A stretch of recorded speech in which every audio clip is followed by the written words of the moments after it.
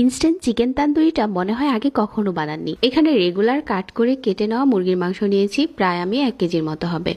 Leg piece থেকে এরকম করে মাংসটাকে আলগা করে ছুরি দিয়ে কিছুটা বাড়ি দিয়ে নিয়েছি। তো এভাবে সবগুলো মাংসের টুকরো করে নিয়েছি। এখন মশলা দিয়ে ম্যারিনেট করে নেব।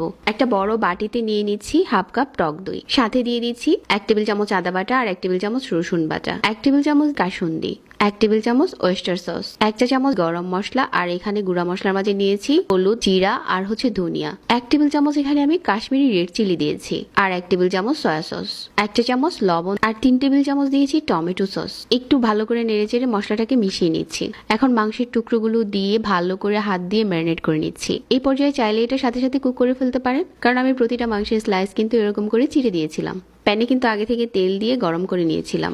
প্যানটা ভালো করে গরম করে তারপর বসিয়ে দিয়েছি। তবে মাংসের টুকরোগুলো দেওয়ার পর চুলার আঁচ একদম কমিয়ে দিতে হবে। অল্প আঁচে এটা কুক করতে হবে যাতে করে মাংসটা সফট থাকে। এভাবে করে চুলার আঁচ কমিয়ে এই চিকেন তান্দুরিটা ইনস্ট্যান্ট বানাতে পারেন।